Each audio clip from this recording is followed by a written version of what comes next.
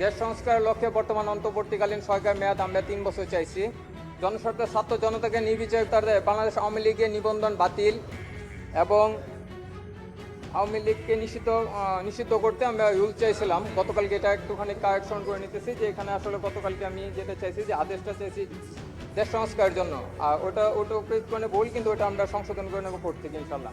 পাশাপাশি আমরা একটা চাইছি অন্তর্বর্তী সরকার এই মুহূর্তে কোনো সংবিধানে কোনো নির্দিষ্ট কোনো তথ্য নাই, তত্ত্বাবধায়কের সরকারটা যেটা ছিল সেটা বলতে গেলে নাই। এখন আমরা চাইতেছি যে দেশের সকল জনগণ শুধু জানতে চায় কতদিন এই সরকার মেয়াদ। আসলে আমরাও জানি না কতদিনের মেয়াদ, সেই জানাটা হয়তো বা কোর্ট আমাদেরকে বলে দিবে যে এতদিনের মেয়াদ।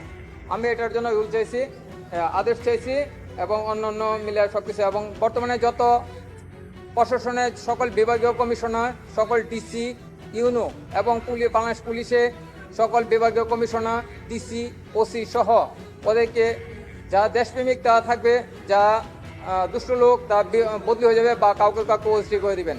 পাশাপাশি পাচারকৃত 11 লক্ষ কোটি টাকা যাতে ফেরত আসে। সাবেক স্বৈরাচারী শেখ হাসিনার নামে বাংলাদেশের যতগুলো প্রতিষ্ঠানগুলো আছে সেগুলো আপনারা মুছে দিবেন। আমরা এটুকুর জন্য রিট করছি।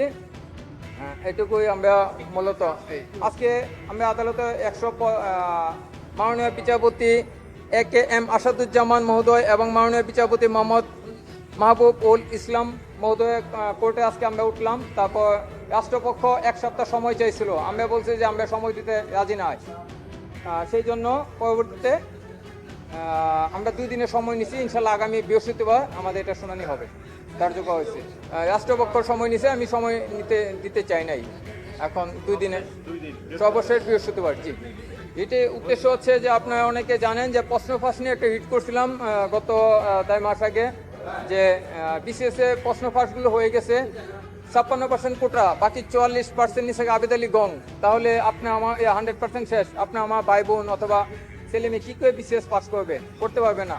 আমরা শুধু এই জায়গাটায় ক্ষুব্ধ, কারণ দেখা তো অনেকের সাথে আবেদ আলীও সম্পর্ক হয় নাই অথবা সে কোটাও পায় নাই, তাহলে দেশ থেকে তো মেধা শূন্য হয়ে যাচ্ছে। তখন মাননীয় আদালত বলেছিলেন, মাননীয় বিচারপতি KM কামরুল কাদের মহোদয় বলেছিলেন যে পাটপাড়া বিসিএস গিয়ে প্রশ্ন ফাঁসের মাধ্যমে যাবে, এটা বরদাস্ত করা যায় না, যেটা কালে কণ্ঠে আসছিল।